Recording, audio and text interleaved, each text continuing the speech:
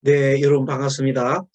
자, 오늘은 우리 불교 생활상담사 정법사 제2학년 불교 심리학 공부를 하도록 하겠습니다. 먼저 여러분들 교재를 한번 같이 보도록 하겠습니다. 잠깐 화면 공유에 들어가겠습니다. 여러분들 잠깐 기다려 주십시오. 이제 불교 심리학 책입니다. 머릿말입니다. 이 책은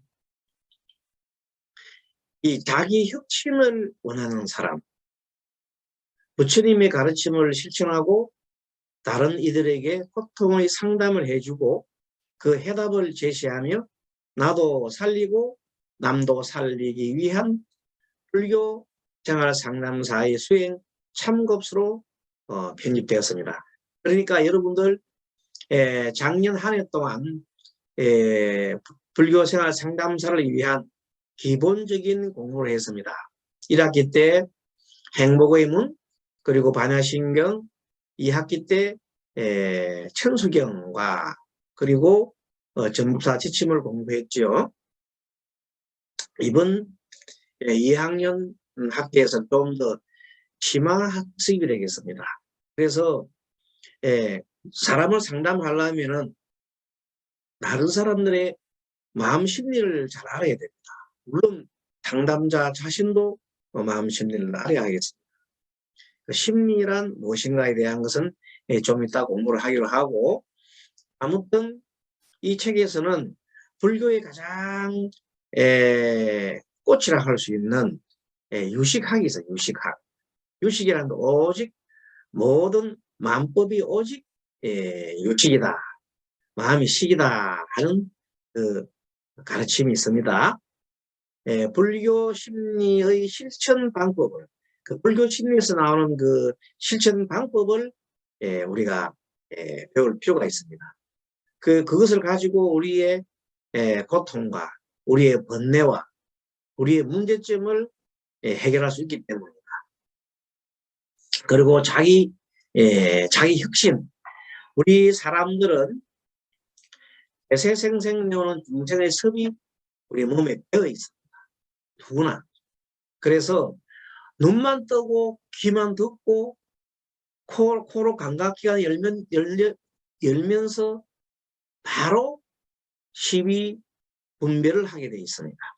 그래서 내가 좋아하는 것은 막 받아들이고 집착하고, 거꾸로 내가 싫어하는 것은 막 밀어내고 썩내는데 집착을 하고, 또 반대로 이것도 아니고 저것도 아니고 그런 것을 좋아하는, 그런 것 이것도 아니고 좋은 것도 아니고 나쁜 것도 아니고 그런데도 집착하는 사람들도 있습니다.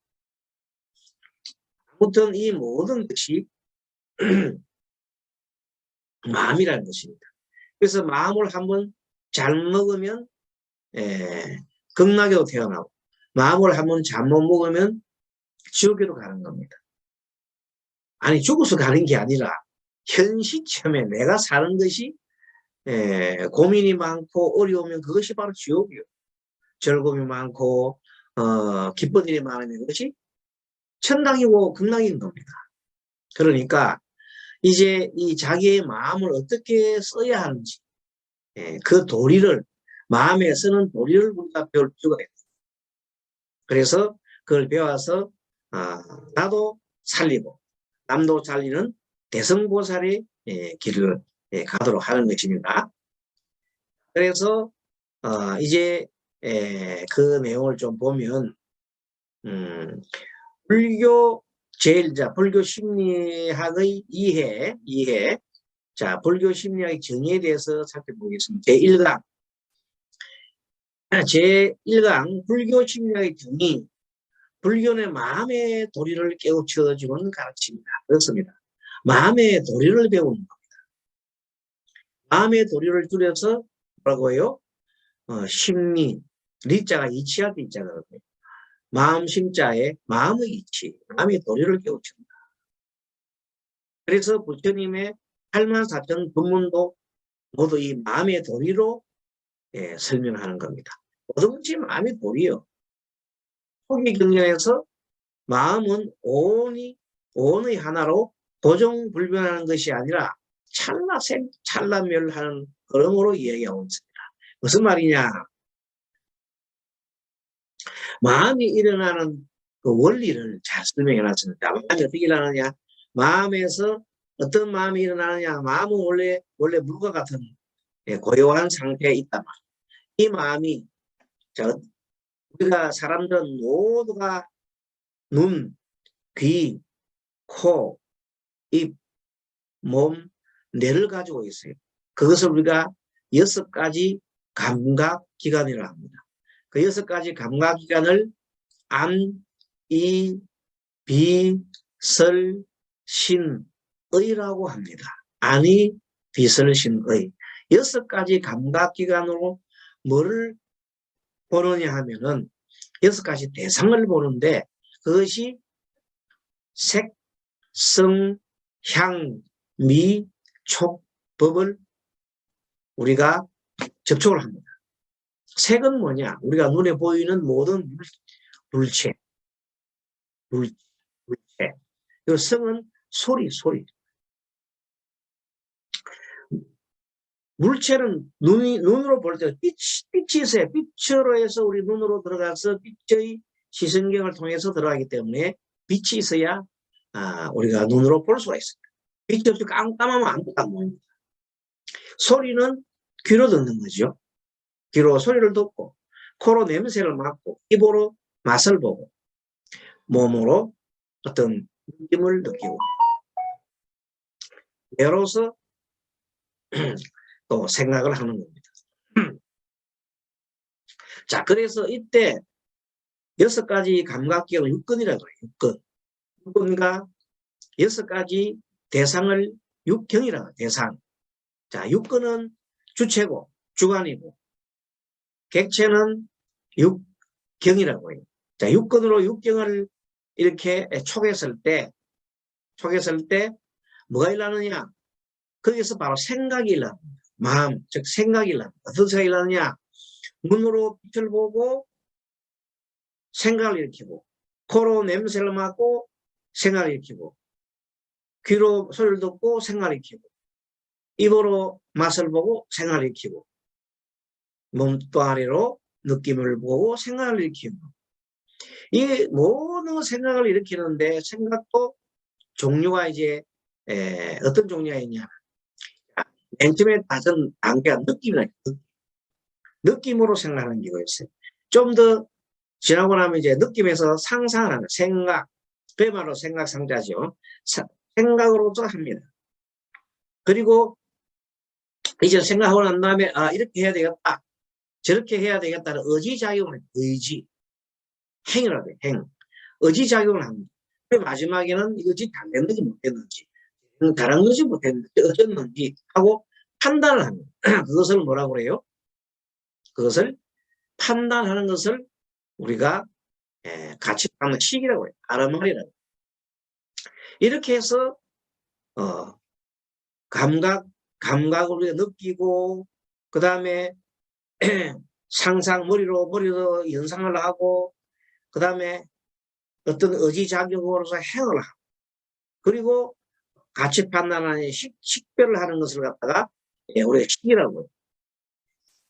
이렇게 해서 뭐가 일어난단 말이에요? 마음이 이제 이렇게 일어나는 겁니다. 한 마음이 일어나는 겁니다. 한 생각이 일어나는 겁니다. 일어난다 할 때는 생각이라고 마음은 어느 정도 일체가 되는 거죠. 마음이 하나의 물이 되는 겁니다. 이 물이 물이 출렁거리면 생각이 나요. 물이 출렁거리면 마음의 본체가 있으면 막 두드리면 거기서 생각이 난다. 두드리는 역할이 뭐냐면 감각기관 6가지 감각기관이고 대상을 보는 그런 것으로서 마음이 일난다. 그러니까 눈으로 봐도 이 눈으로 볼 때 이 모습을 보면 여기 생각이 나고 저렇게 돌리면 저런 생각이 나고 계속 생각이 변해간다. 그래서 찰나멸이라는 말이에요. 무슨 말 알겠죠? 찰나찰나 마음이 변하는 거예요. 마음이 계속 가만히 있는 게 아니라 계속 변한다. 그것이 마음이 돌이다.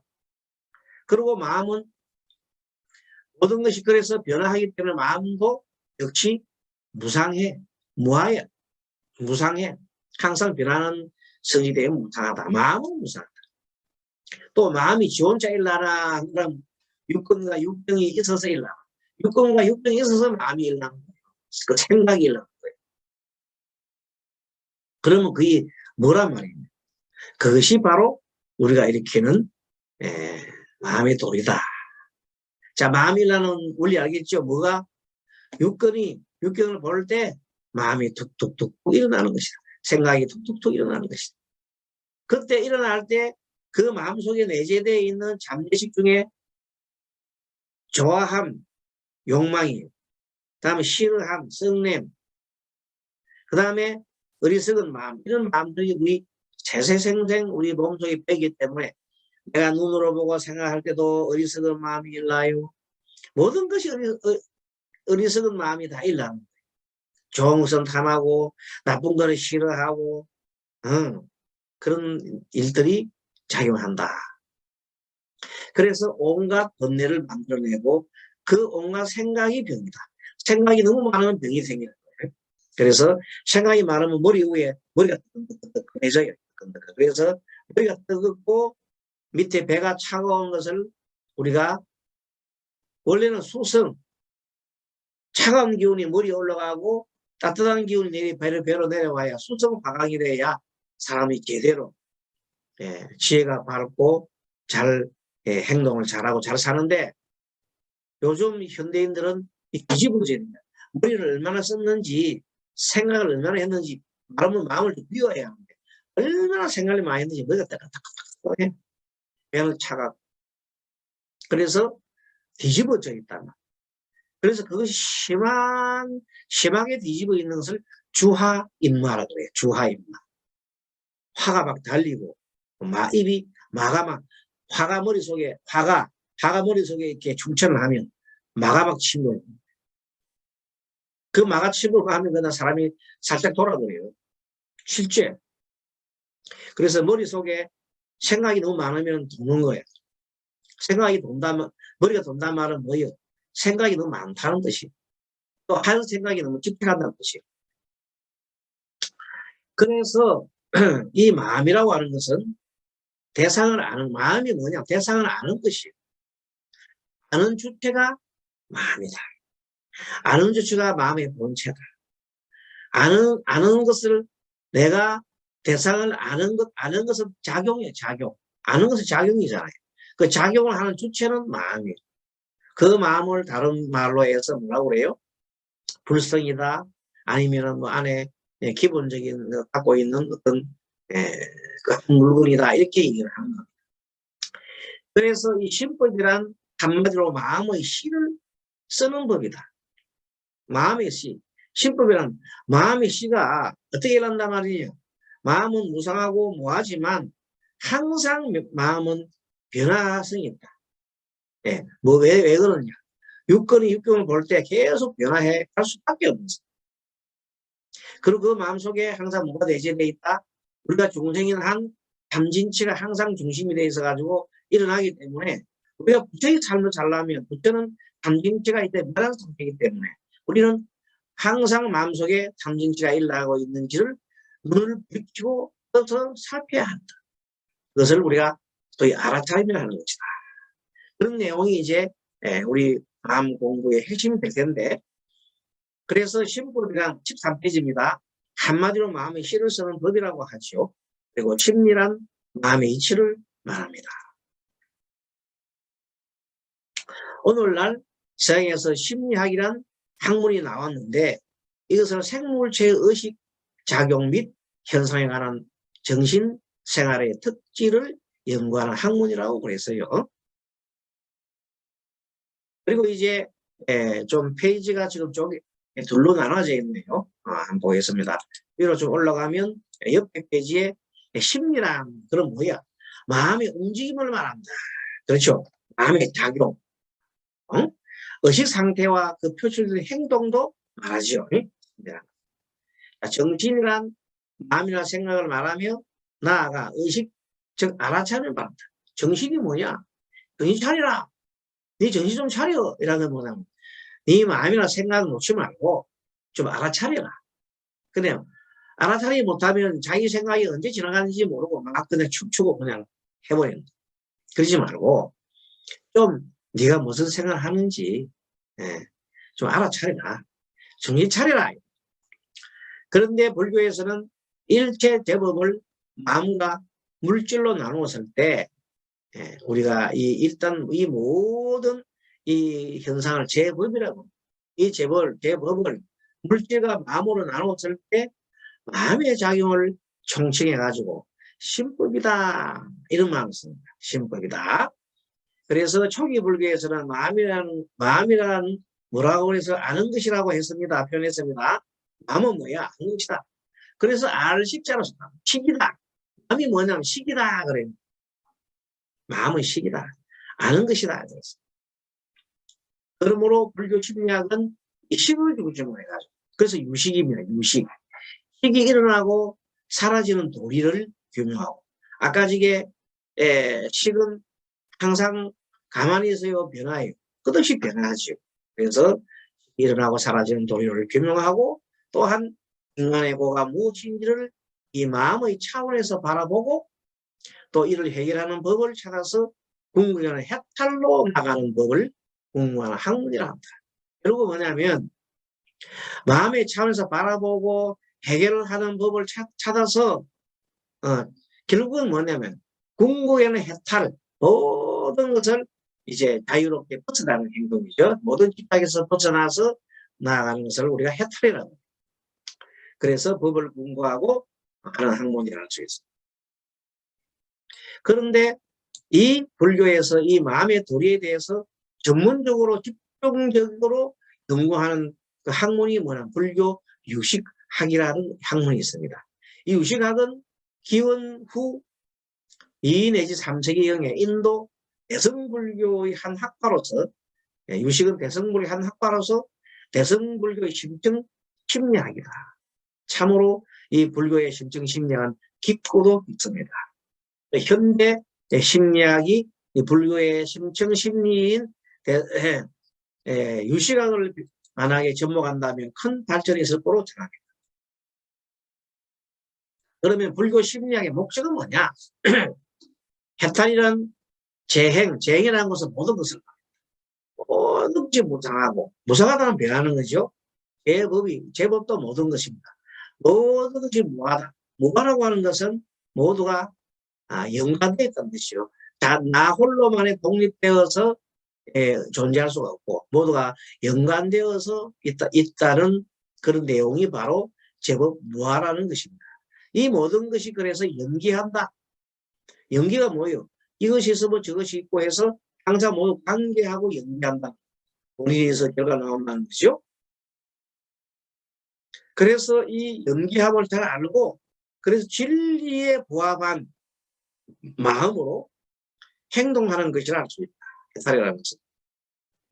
그거는 그렇지. 그리고 진리에 따라서 행동하는 그 부합하는 마음과 행동하는 것을 우리가 해탈이라고 할 수 있다. 그래서 해탈이 이루어지려면 자연적으로 해탈이 이루어지면 자연적으로 뭐가 돼요? 열반을 자연적으로 정득하게 돼 있다. 해탈이는 뭐냐? 집착에서 벗어나는 대자유를 얻는 것이죠. 그래서 부처님께서 이랬죠. 나는 뭐의 인간의 굴레에서 벗어나노라. 인간의 집착에서 벗어나노라. 나는 신의 굴레에서 벗어나노라. 신에 대한 집착에서 벗어나노라. 이렇게 얘기를 하였던 것입니다.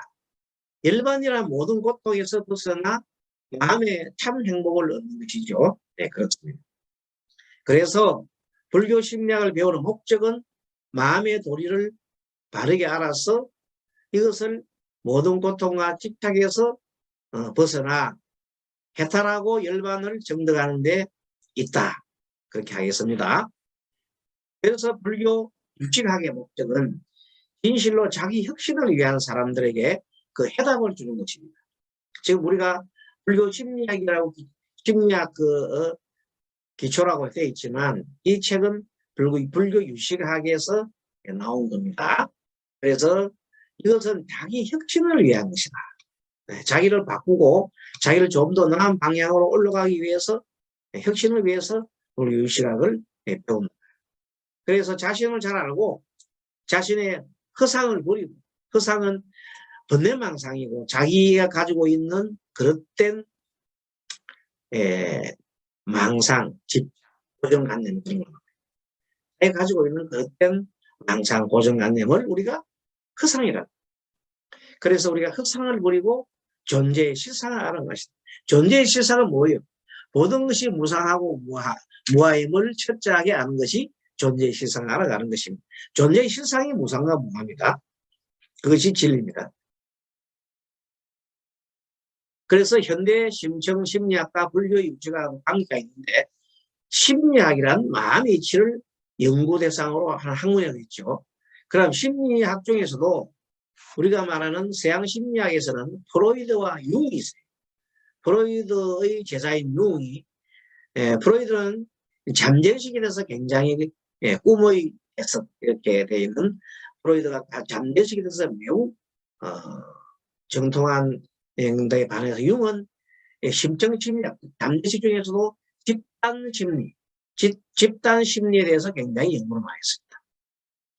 우리 동북아시아에 있는 사람들은 집단 심리 중에 샤머니즘적 요소가 있어가지고 묵격 신앙, 즉 흥이 많은 신앙, 덩실덩실 춤을 잘 추는 신앙, 그런 잠재의식을 갖고 있다고 할 수 있는데 그것도 융이 말하는 집단 심리학 측면에서 그렇게 볼 수 있는 겁니다. 자, 그런데 현대 심층 심리학과 불교 유시학은 여러 면에서 굉장히 유사성을 가지고 있습니다.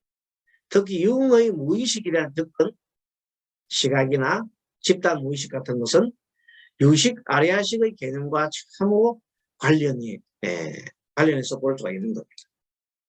그래서 현대 심층 심리학은 마음의 구조와 기능에 대하여 많은 설명을 하고 있으나 현대 심리학보다도 2000년이나 앞선, 그렇죠.